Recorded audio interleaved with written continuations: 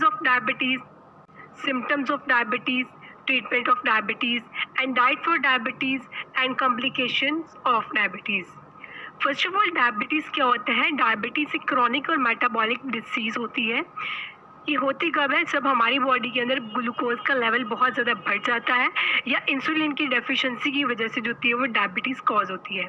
Diabetes mellitus is chronic metabolic disease characterised by elevated level of glucose, hyperglycaemia due to absolute deficiency और relative frequency of insulin और both.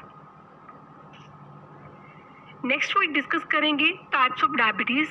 Basically diabetes की बहुत सारी types होती है, लेकिन यहाँ पे सिर्फ हम थोड़ी सी डिस्कस करेंगे, जिसमें है type 1 diabetes, type 2 diabetes and gestational diabetes.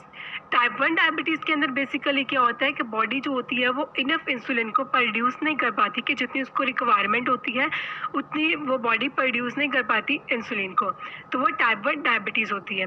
Type 2 diabetes होती है, उसके अंदर ये होता है कि बॉडी इंसुलिन तो प्रोड्यूस कर रही होती है लेकिन बॉडी की जो फंक्शंस होती हैं उसको प्रॉपरली परफॉर्म नहीं कर रही होती।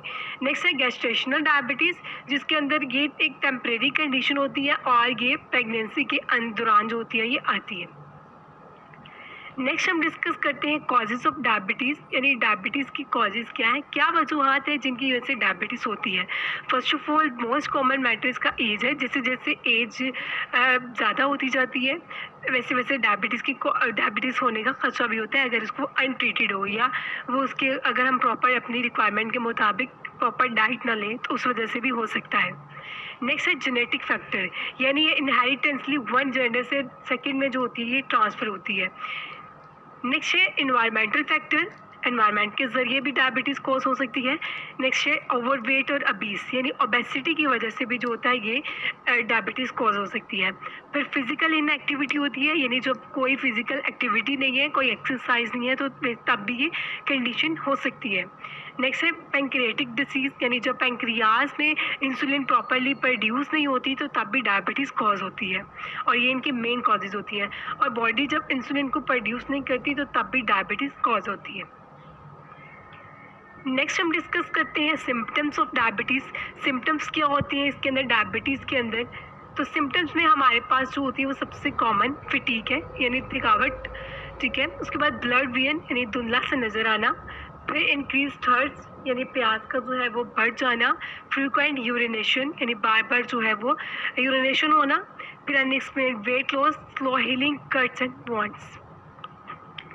नेक्स्ट हम पढ़ेंगे ट्रीटमेंट फॉर डायबिटीज़, यानी अगर डायबिटीज़ हुई है तो उसका हम ट्रीटमेंट कैसे कर सकते हैं।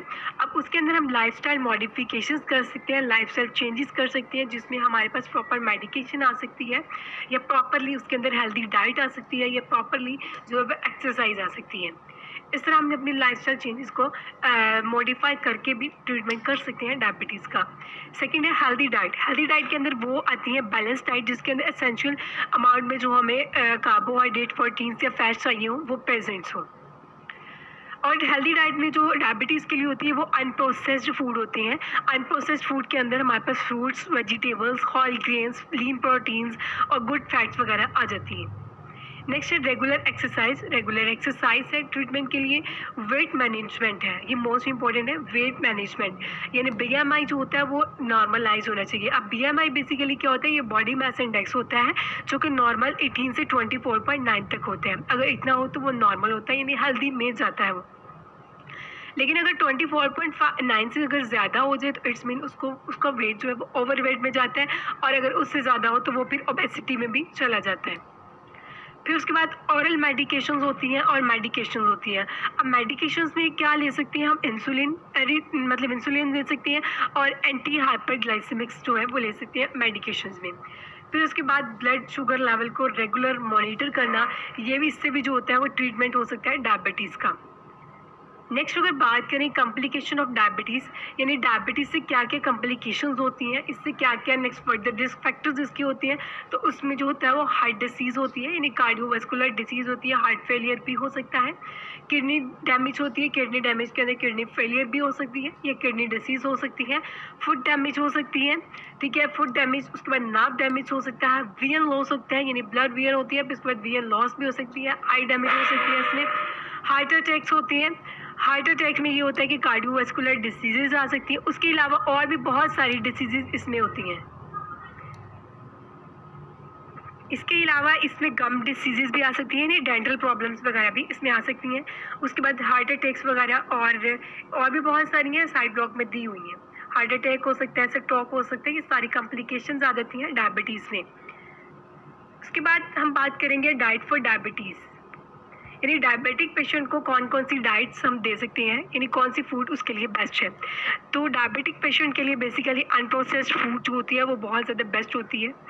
उन डायबिटिक पेशेंट को फोकस करना चाहिए होल ग्रेन्स पे, होल जो फूड्स है उन पे, अनप्रोसेस्ड फूड पे और बैलेंस डाइट पे। बैलेंस डाइट जिसमें एसेंशियल रिक्वायरमेंट सारी पूरी हो रही, जिसमें फ्रूट्स आ जाते हैं। अब डायबिटिक पेशेंट्स के लिए कौन से फ्रूट बेस्ट होते हैं, इनके लिए सिट्रस फ्रूट्स बेस्ट होते हैं। डायबिटीज़ के लिए सिट्रस फ्रूट्स में हमारे पास होती हैं वो बेरीज वगैरह आ जाती हैं।